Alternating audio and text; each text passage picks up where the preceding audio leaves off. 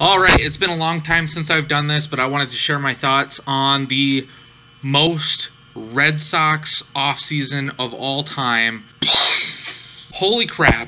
Just the most insane offseason that I've seen in my lifetime. They fired the general manager, Dave Dombrowski. They fired their manager, Alex Cora, unfortunately. They supposedly got caught for cheating, allegedly, in 2018. Investigated by the commissioner's office. Traded their best player, traded arguably their best pitcher, and they're essentially punting on the 2020 season. Boston finally did it. They traded Mookie Betts and David Price, the man who holds all the cards, as we know. Not anymore, you nincompoop. To the Los Angeles Dodgers in a salary dump that nets them Alex Verdugo, Jeter Downs, and some backup catching prospect to start the rebuild for the Red Sox. It might be a tough few years, but I want to give my thoughts on it right now. So without further ado, here are three of my thoughts on the really weird Boston Red Sox offseason. This is going to be rough. Number one, almost nobody likes it, but you have to admit that this is a good deal for the Boston Red Sox. Long term, you got to think long term for these things, okay? For one, they weren't going to re-sign Mookie Betts. They were going to let him go for nothing. He was going to walk. He can talk to Jim Rice and say, oh, I really wanted to stay in Boston. But then for the past 3 seasons when they tried to re-sign him, whether it was a legitimate attempt that would actually match a player of his caliber is another story entirely. But they did try to re-sign him. They offered him in 2017, 8 years at $200 million. He turned it down. After 2018, supposedly, they offered him 10 years at $300 million, and they turned it down.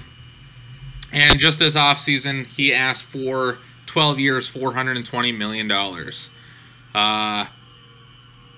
Listen, he can say it's a business all he wants, but he can't have it both ways. He can't say, oh, I really want to stay in Boston, and I never wanted to be traded, but then, you know, I'm not going to sign an extension, and I'm not really going to hear their offers, and then take off after the 2020 season so the Red Sox get nothing.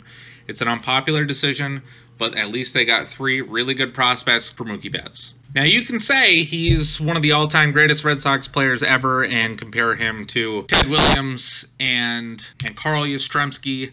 I'm not. Some people on the internet are, but I'm not. People can do that all they want, but the fact of the matter is he was leaving, so did you want to have him leave for nothing, or did you want to get something for him? Now, there's 2 things I want to mention about this. Is one, would you rather see, if you're a Red Sox fan like I am, a diehard Red Sox fan, would you rather see them flounder and have the same team that they had in 2019, win maybe 80 to 84 games, miss the playoffs, and keep Mookie Betts? Or would you rather see them jumpstart the rebuild now, get under the tax threshold, and compete in 2021 and 2022? Because that's what I would rather see. This move allows Boston to make additional moves in the future. You can say whatever you want about the luxury tax threshold, which they were on their way to being over the 3rd threshold, which means they would be taxed 95% because it would be their 3rd year over the tax threshold, over the 3rd tax threshold, 3 years running. So they would have to pay 95% on the overage of every dollar spent over $221 million, if memory serves. It's not a good way to run a baseball team either. They hired Chaim Bloom in the offseason to be the new chief baseball officer to make the unpopular decisions. And one of the unpopular decisions was to trade Mookie Betts away and get something in return so that they could jumpstart that rebuild, get under the tax threshold so that they can spend in the future. Now, you know, it's easy to get upset right now when Mookie Betts is gone and we don't really have a playoff team on the field, you know, a day away from spring training. But you got to think of the long game here. One, they have no pitching, and no, they didn't get pitching in return because the deal for Brusdar Gratterall sounds like something you'd take when your stomach's upset. That fell through. But they did set themselves up nicely in the future and restocked their already barren farm system. They don't have any starting pitching, they don't have a closer, and really they don't have much of a relief corps either, as we saw last year. But now that they're under the tax threshold, they can spend this summer. They can swing deals for trades before the trade deadline, and going into next offseason, they can spend on pitching and outfielders if they want to. They could attempt to sign Mookie Betts. Marcell Ozuna's a free agent. And George Springer, who's my personal pick, is going to be a lot cheaper than Mookie Betts, and then they'll have another leadoff hitter. But anyways, back to my point. You can't run a baseball team according to, public opinion and just do what the fans want to do. You have to trust in this ownership group, which brings me to point number 2. Principal owner John Henry and Tom Werner and Sam Kennedy have been this ownership group since 2002, and they brought us hardcore Red Sox fans not 1, not 2, not 3, but 4 world championships. They delivered what people like me, and for many decades my father, never thought they would see in their lifetime. A Red Sox World Championship. Now we're spoiled and we get these championships all the time. My point is, I don't have to recap the last 20 years in Boston sports history for you to know that all 4 teams have been extremely successful. And the Red Sox, and this Red Sox ownership group is a driving force behind that culture change. You kind of have to believe in them a little bit. Public opinion right now is absolutely roasting John Henry, and I don't think it's very fair. Yes, like most of you, I wanted to see Mookie Betts retire as a Boston Red Sox and play his entire career in right field at Fenway Park, and to have number 50 retired on the right field facade? Whatever. They know what they're doing. There's a lot of conjecture online right now that they're preparing to sell the team.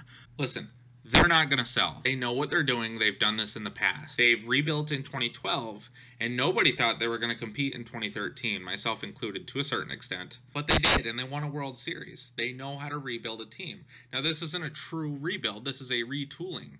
They really do have a World Series caliber lineup. They just need a little bit of pitching, don't they? They need a closer. We can get into that later. But you can't argue with success. They won in 2004, 2007, 2013, and 2018. Give it a year or two for them to retool and understand that they're making moves for the future, not for 2020. It sucks. I want to go to Fenway this year like I do every year. I want to bring my family there, and I want to watch a winning product on the field, but you have to understand sometimes that you can't win every year. And John Henry has proved to us in the past that he knows how to win. Give him a chance. Number 3, let's actually talk about the return that Boston got for Mookie Betts and prep to talk for the future. Yes, they traded Mookie Betts away, and that sucks. But they also traded David Price. Don't like him. Yes, he redeemed himself in the eyes of some Red Sox fans, but I remember in 2008 when he ended our World Series hopes in Game 7 of the ALCS, shutting us down for the final 2 innings of the game and ending our season. I've never forgiven David Price for that, and I didn't forgive him and his wife for talking trash about Boston and Red Sox fans on Twitter for years before coming to Boston. And then trying to hit David Ortiz, and, Ortiz might have forgiven him, but I sure as hell didn't. He had a little cyst issue in his wrist last year, and his allergies were bothering him in 2018. Give me a break. David Price sucked, he was overpriced, and he made way too much money to be a second or third starter, especially on my club. I'm glad he's gone. I'll gladly pay him the $18 million a year to pitch for the Dodgers. It's not my money, but I'll sure as hell help him pack. And it's not like we didn't get anything for David Price and Mookie Betts, okay? The Red Sox get Alex Verdugo, a center fielder, probably going to play right field for Boston unless they trade JBJ. He hit .294 last year and only played in 106 games, so he didn't get his first full season in the big leagues. He does have some off-the-field issues that are about ready to be exposed through the Boston media, so prep yourself for that. But I think his swing is perfectly suited for Fenway, and he's going to use the pesky pole to his advantage. He's also under team control for 5 more seasons, and he makes about 1/40th of what Mookie Betts made. They also get Jeter Downs. Yes, his name is Jeter, who is projected to be ready by the 2021 or 2022 season. It's really going to be weird having a dude named Jeter playing for Boston, I'll tell you that. He is the heir apparent to Justin Pedroia's second base job. So the Red Sox set themselves up in right field and at second base, and with Xander Bogaerts signed long-term and a Rafael Devers extension incoming, their entire infield is really set up for the future, including Bobby Dahlbeck at first base. Mark it down, Bobby Dahlbeck's going to be something. Sox also get Connor Wong, who I know nothing about other than he's projected to be a backup catcher who has an alarmingly high strikeout rate. 51%, I believe. That's rough. Don't really care about that. They got 3 prospects back. One is Major League ready. It'll help them out in 2021 and 2022. Start the rebuild now. One more thing I forgot to touch on, okay? Let's just put it in layman's terms. Mookie Betts, I know everybody wanted to keep him, but if he's asking for 12 years and $420 million, I don't care if it's a big market team. You have to think about the long-term ramifications for that. Think about the examples we have in the past. Bryce Harper, 12 years and $330 million. He's probably going to be playing slow pitch softball in a beer league in like year 6 of that deal, okay? He's going to be signed through like what? His age 42 season? Give me a break. He's going to be playing first base. The Phillies are lucky the DH is coming to the National League. Manny Machado signed a 10-year, $300 million deal. They're going to be paying him like $39 million a year in his 8th, 9th, and 10th season in San Diego. But let's be honest, he's not going to be playing in San Diego because they're going to ship his ass out before he reaches the end of the deal. And if you need any more examples that these kinds of deals just don't work out, look in our own backyard. Dustin Pedroia signed a 10-year extension in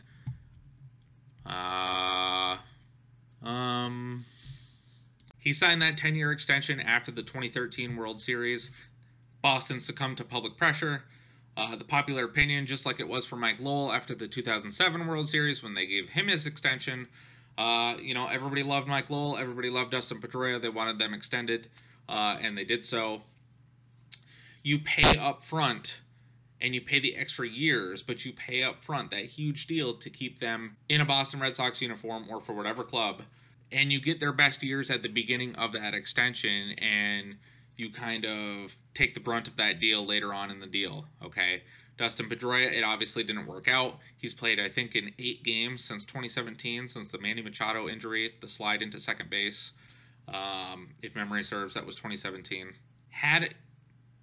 Even if he had a good year, or he was going to have a good year in 2017, chances are Dustin Pedroia, the little engine that could, chances are that deal wasn't going to end well anyway, okay?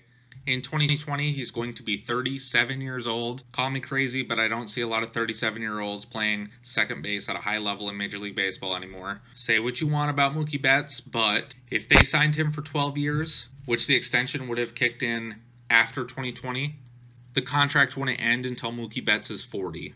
I'm sorry, but a guy his size would not have held up for 12 years. He would not have been hitting 348 in years, age 35, 36, 37, 38, 39, 40, patrolling right field in Fenway Park. He would have been DHing the last couple of years, hitting 220, just like Albert Pujols does out in Anaheim, just like Manny Machado will out in San Diego if he's still playing there. And unfortunately, yes, just like Mike Trout will in the 2030s for the Anaheim Angels. Look at the Anaheim Angels, okay? They put big money into Albert Pujols, Mike Trout, now Anthony Rendon, and they still don't have any pitching, and they're still not a playoff team. And unless Boston gets some pitching, which I have faith that they will, they're not going to be a playoff team either. So anyways, this has been Baseball with Baldy. I want to start doing this once a week. It's going to be Red Sox-centric, but I will talk about other baseball teams. I just wanted to give my thoughts on this crazy Red Sox season, Red Sox off season. It's been a bumpy one, but I think, as Shane Victorino said, everything's gonna be all right.